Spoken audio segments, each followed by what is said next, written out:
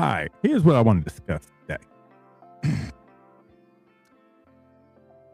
Mike Brown actually was, and when I say Mike Brown, I do mean, the organization. So before y'all get all up in y'all feelings, just know when I say Mike Brown, I do mean the organization. Now, I know some people think the guy that's the CEO, the president, the owner doesn't write checks. I heard that stupid shit too. But I want to say, like, there's a lot of people that owe Mike Brown an apology, and not for the reasons you think. Do y'all remember this clip? I don't want to pay somebody who hypothetically could be in jail for 4 years at this level of pay. And do I think any of that's going to happen? No. People got on Mike Brown about that. I mean, it's going as far as saying that he was racist because he just didn't want to pay a player who could be sitting in jail. And the crazy thing is, he was right. Because with that whole Shamar Stewart thing, imagine if Shamar Stewart was Nolan Smith Jr., who just got caught up. And what was the guy that everybody was mocking to us last year that went to Atlanta? James Pierce Jr. I mean, I remember he was mocked to us a lot during that draft. And look at what happened to him. He got caught up on some doing stupid shit and was sitting in the jail cell. And Mike Brown, like I said, Mike Brown was right. Like, hey, I don't want to be paying somebody sitting in the jail cell. But you notice nobody brings that up. Like, everybody was shitting on the Browns that whole offseason last year about Shamar Stewart's contract and the whole guarantee thing. Like, oh, no, man. The Bengals being cheap. Like, no. They were just trying to protect their assets.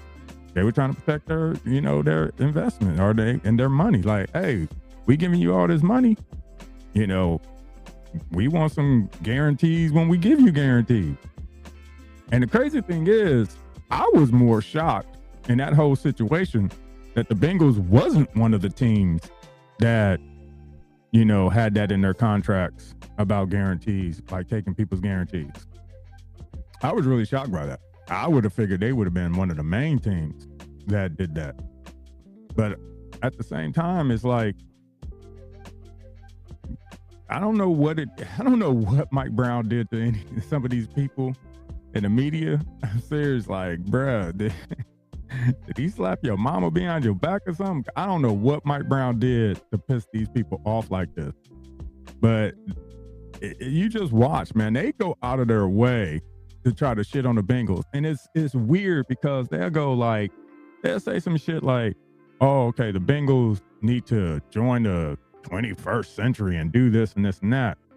But then when the Bengals do try to do it, oh, see, they're the Bengals being Bengals. It's like, make up your mind of what you want the Bengals to do. All right? Because putting guarantees and or being able to take guarantees in these contracts, that's what everybody else is doing. The Eagles do it. The Detroit Lions do it. Like, your favorite teams do it. But I guess since the Bengals ain't one of your favorite teams, you don't want them to do that. You don't want them to do anything that may help them. You only want them to do things that'll keep them in the negative. But yeah, man, I really do. I'm surprised I haven't seen a lot of people even bring that up. It's like, that was a prime example of Mike Brown actually being right. Because had Mike Brown drafted that dude, like everybody was mocking him to us, and he didn't have that in the contract, Mike Brown would have been like, damn, man, we paying this dude and he was sitting in jail. Like, I mean, like, again, these teams deserve guarantees when they're giving you guarantees. So take that how you will. Now, there was another thing that Mike Brown was right about that I only seen a few people even mention. He was right about Trey Anderson. And again, when I say Mike Brown, take it how you want it. If you say it's the organization, if you say it's KD, whatever. All right. I just say Mike Brown. That's who I've known to be owning the team since 91, since his father passed.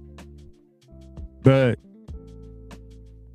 Mike Brown was right about Trey Anderson too, because Trey wanted like between $35 to $38 million a year, and they were like, "Yeah, we ain't doing that." Trey wanted, years of guarantee, and from my understanding, the Bengals offered him $93 million for 3 years. Damn. I'm sorry. So that would have been like $31 million a year. But they only guaranteed the first year. And he was pissed about that. Because if you notice something, the year before, Joe Burrow went out there and he purposely was saying, we need to sign T, we need to sign Jamar, we need to sign Trey, and we need to sign Mike Gesicki. Okay? He constantly repeated that over and over and over. And Mike Gesicki signed, and Jamar and T signed, and then we had all the drama with about Trey, where he's posting about, on his way to Florida and all that. Like, we had all the drama with that. And so they came up, with 30. Trey got hurt. And, the situation is what it is. And he signed for less money, with the Ravens. But, all right, even though it ticks me off, here's something that I understand about Mike Brown, being in history with him is this. I don't know if the Bengals are still number 2 at this, but for the longest time, the Bengals organization was like number 2, I think, behind Green Bay, that honored their contract, like from start to finish. They honored, like, they rarely would cut you. Like, if you sign, they would cut you. And I think it's, I always said, I was like, yeah, because they don't give guarantees in the second year. So they just gonna sign you and just pay you that whole contract. Because my thing is, Trey was complaining about year 2 guarantee. Is there anybody out there that believes that after last year, what happened with Trey, even like seriously, him missing games, getting hurt, does anybody truly believe if he signed a 3-year contract with only 1 year guarantee that they would cut Trey this year? No, hell no, fuck no, with a side order of no on the side, sprinkled generously with what the fuck are y'all thinking? Ain't no fucking way. There's no way in hell that would have happened. They would not have cut Trey at all. Not even a little bit. Like, they would be like, hey, they might not have brought in all the players that they brought in. I mean, I don't know, that they probably wouldn't have traded for Dex.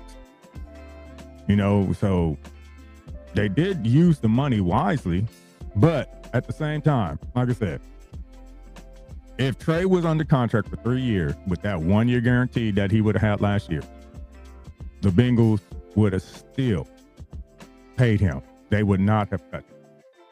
Trey should know that. Trey has been here long enough and dealt with this organization long enough to know that they would have honored his contract. Trey just wanted that, you know, that do. And Trey got $93 million for 3 years, and $60 million of it is guaranteed. Like, that's really all he wanted. There's no way you play for this team for so long and be like, man, they might cut me next year. Like, you know, like, this team kept Trey Waynes, and I don't even remember Trey Waynes even playing, man. Like, seriously, did that dude even play? They traded for that dude and damn near honored his entire contract. I think the only reason why they cut him that last year, because it was like, bruh, we even went to the Super Bowl, yo ass. I don't remember Trey playing more than 2 games. Or Trey Waynes. Like, I don't remember him playing more than 2 games. I can be wrong. I mean, maybe it was special teams. I don't know, but I don't recall him playing more than 2 games. So, but you know, the Bengals understand what they are, and usually after they tag you, because I think with T, I don't know if maybe AJ, maybe they did with AJ. I don't recall, but I think that was the first time they ever tagged somebody twice, and. You know, so that one, I'm just saying, I you know, I think that was the first time they did that.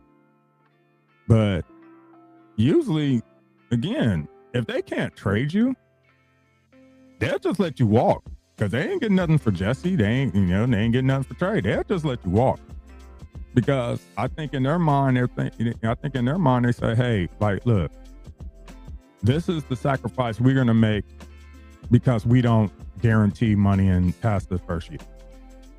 So we're not going to, like, we'll use the tag, but once we eliminate that process, we're just going to let you walk. We ain't going to try to, you know, do all that other stuff. Like with Trey, they actually did tell Trey, hey man, go seek a trade.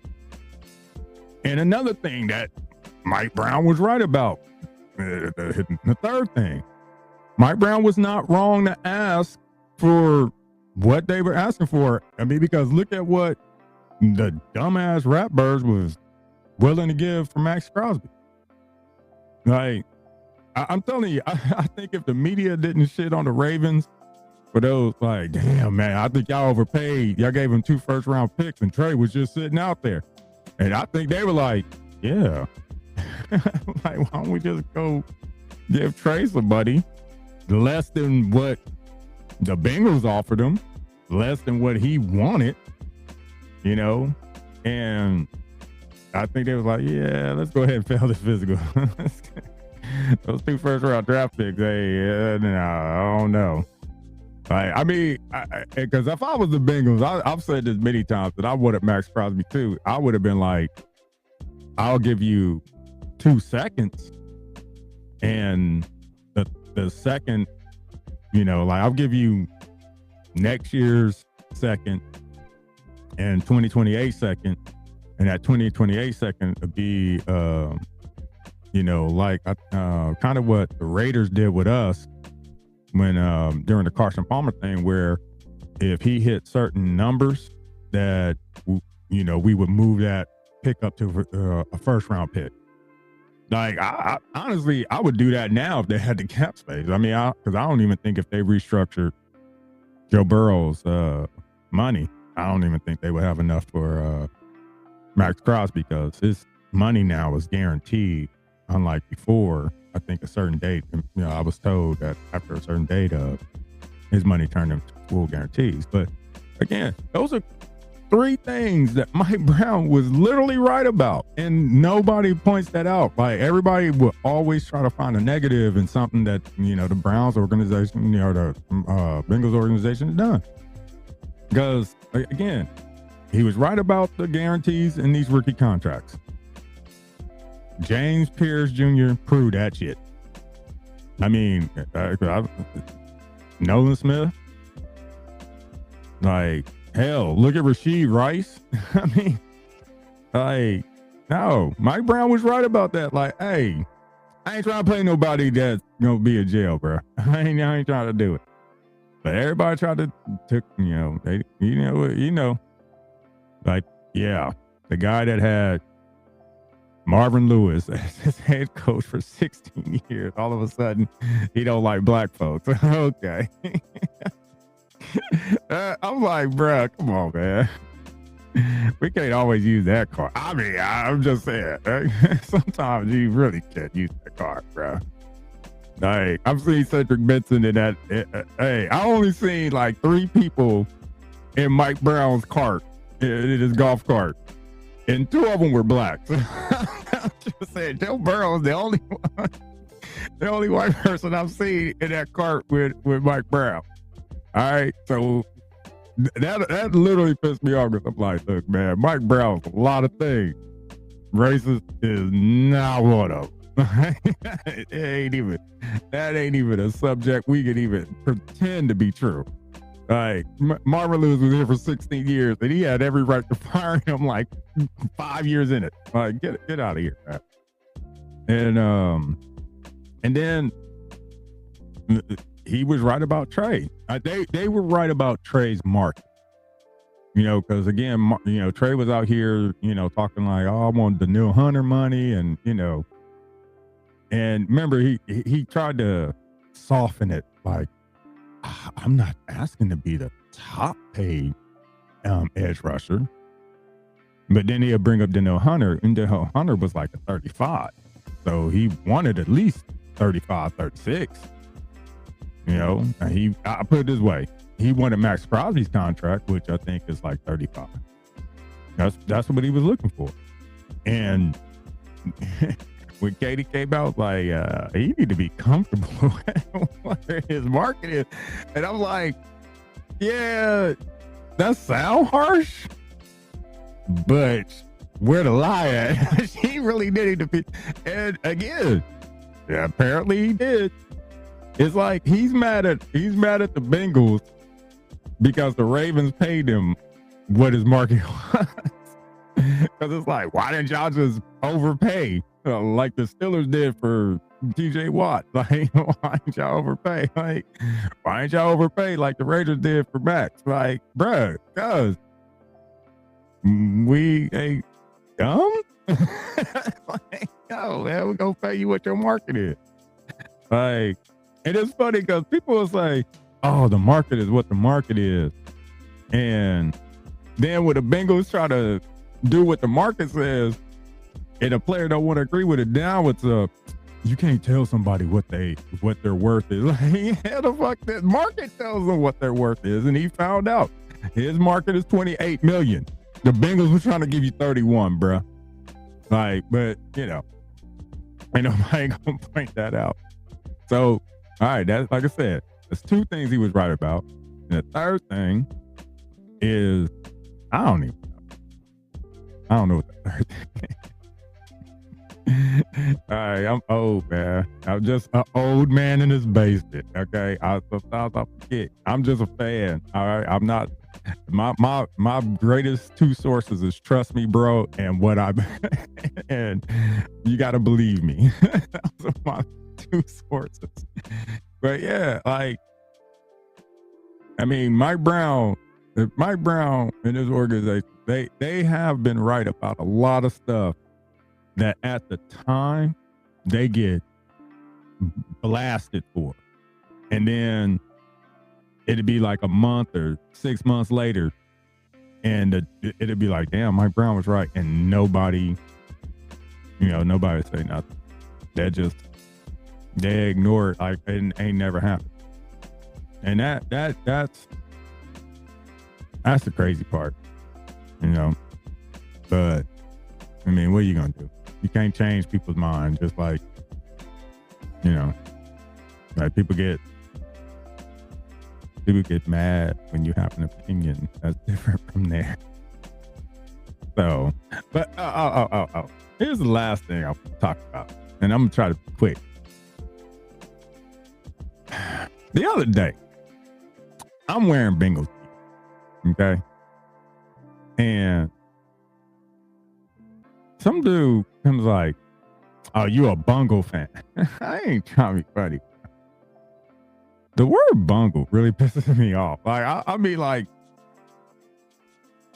that almost is like saying the N-word with the R-E-R to a Bengals fan. Like, that shit pissed me off. Like, and the only thing I can think of to reply to this dude was Bengal Lives Matter. I was so fucking pissed. Like, hey, dude, don't say bungle around me, man. I'm like literally wanting to swing on this dude. Like, bruh, like, don't use the hard BU on me, man. It's Bengals. It ain't Bungles, man. I don't like that shit. That shit, I really don't like it. I was listening to this. This pod, and they were trying to be unbiased. It was like one of those locked on unbiased shit. And they had this Stiller dude on there, and he was like, "Yeah, and that's why, before this Dexter Lawrence trade, and people were like, they're going to bungle it." I'm like, bruh, fuck you, dude. You don't like. Stop using that word, man. That like, I don't even like Bengal fans use that shit. Like, stop using that word. That shit. I'm serious. That shit infuriates me. Like, not much hurts my feelings, but that like bungle. I'm like, fuck that. Fuck you and your entire fucking family if you use the word bungle when you talking to the Bengals. That shit is infuriating. So, all right. I'm gonna let that one go. That was just my random thoughts. Like, why the bungle? No, why the word bungle should be. It should, like, if somebody hit you, look, if somebody hit you at a Bengals game and they yell bungle, they should be charged with a hate crime. That is a very offensive term, man. Look, just call me a bitch. Don't say I'm a bungle fan, because it's Bengals, bitch. Yeah, I'd rather you call my mama out of her name than call the Bengals the bungle. That shit really pissing me off.